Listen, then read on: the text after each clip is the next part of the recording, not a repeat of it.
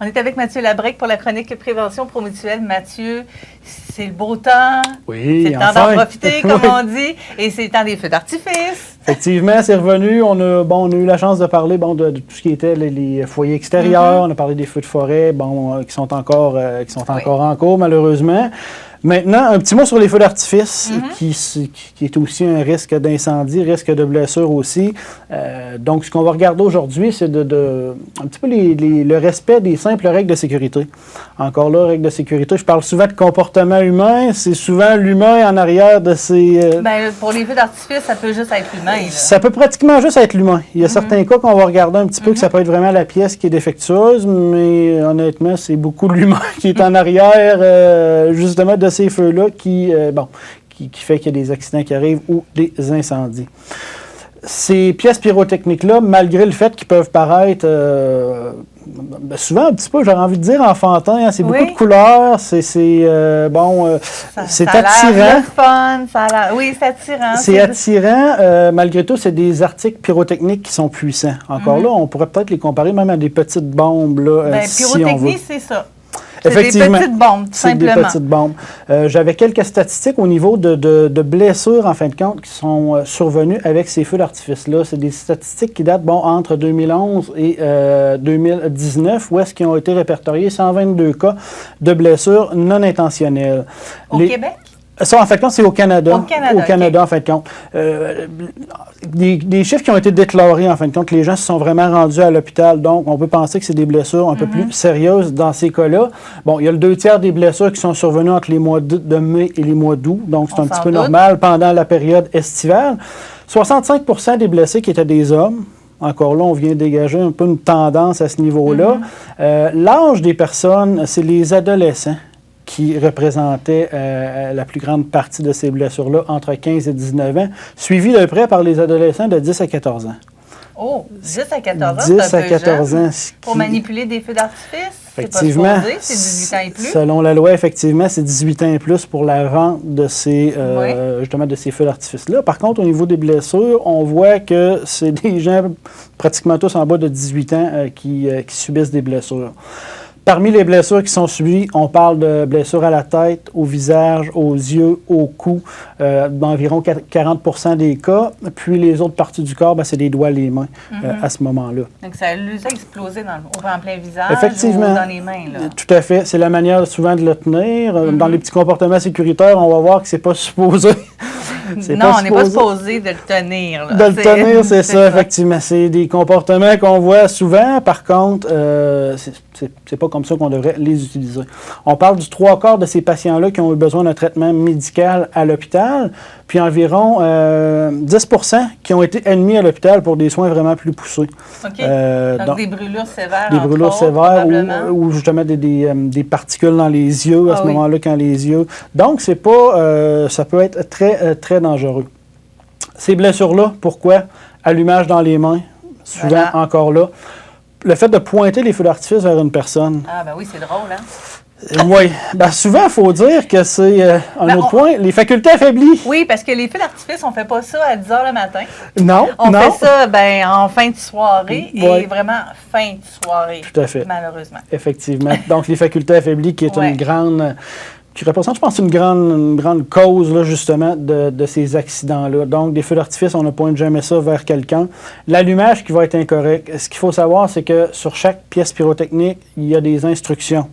Donc, encore là, on pourra les regarder un petit peu tantôt, mais il y a des instructions qu'il faut respecter, puis c'est différent pour chaque pièce pyrotechnique.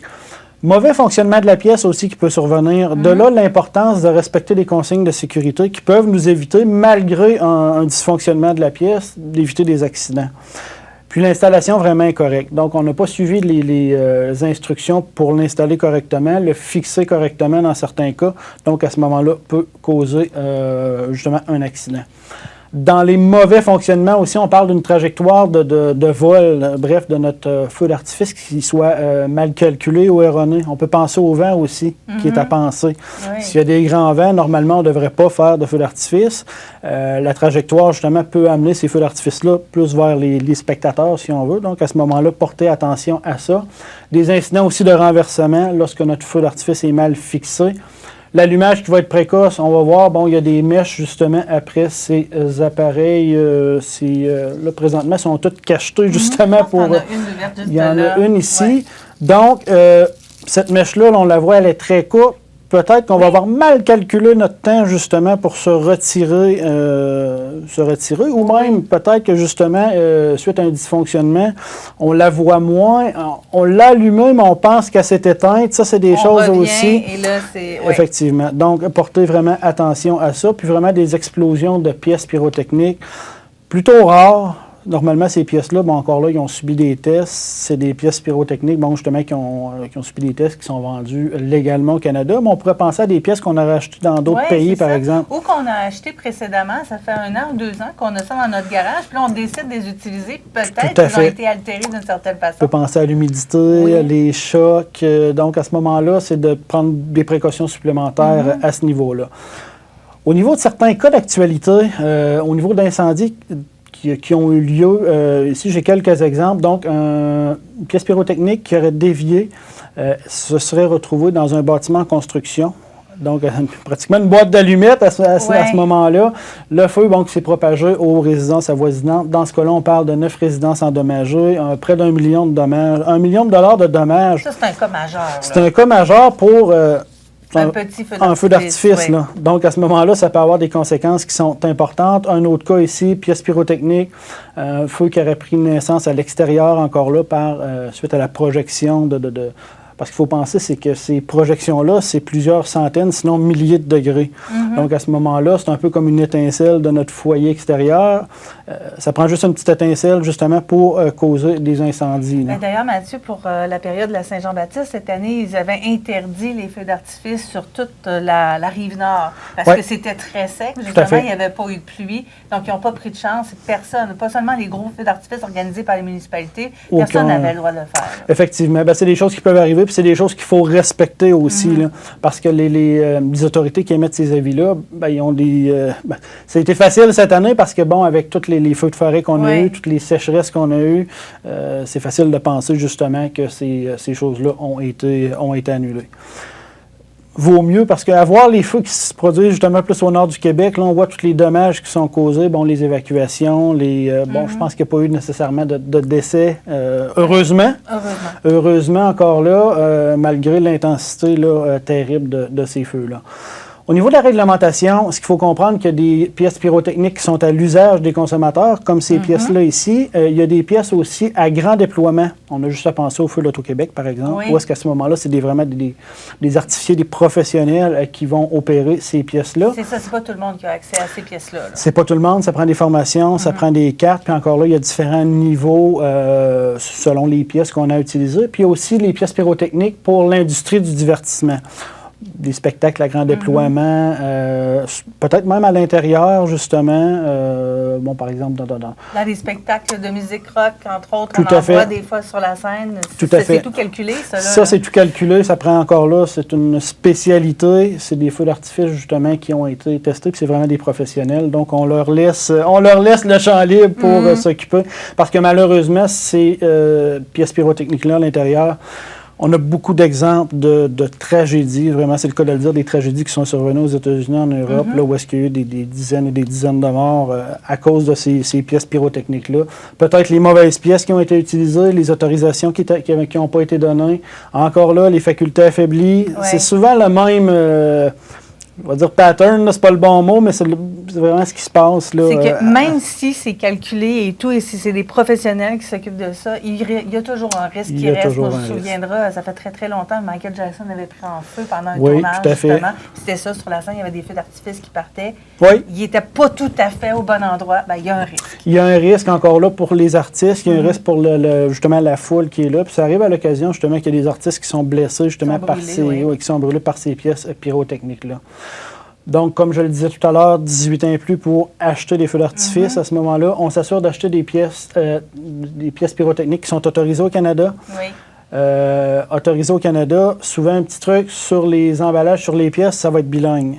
Ah, oui. Ça va être donc, à ce moment-là, on s'assure que nos pièces sont achetées au Canada. Effectivement, ici, on le voit, là, il y a en français et en anglais. Effectivement, en français et en anglais. Ici, on voit ce qu'on voit, j'aime pas ça, les pointer vers, vers des gens, même s'ils ne sont pas allumés. Mais c'est ça, on a vraiment les instructions, en fin de compte, d'utilisation, puis l'effet que cette pièce-là va produire.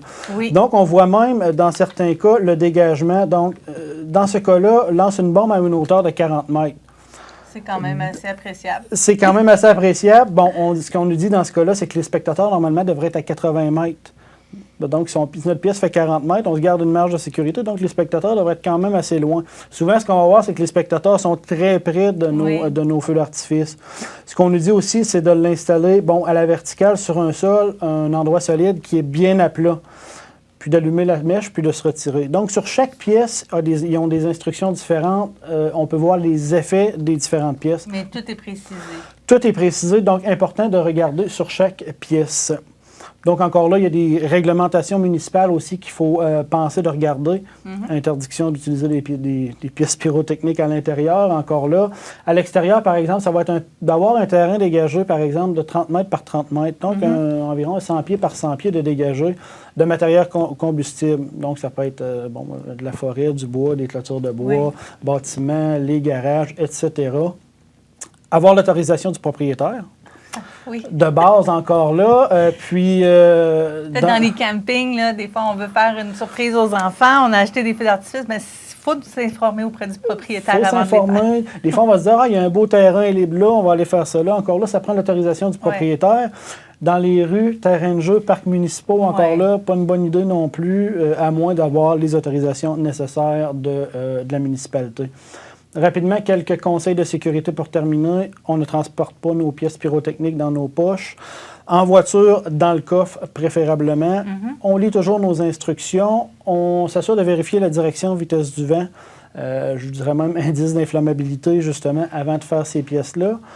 On garde les spectateurs à distance. Puis ça peut être intéressant aussi d'avoir à proximité de nous seau d'eau, extincteur. Donc encore là, pour si jamais il y a un petit début d'incendie, une petite problématique, on s'assure de pouvoir l'éteindre rapidement.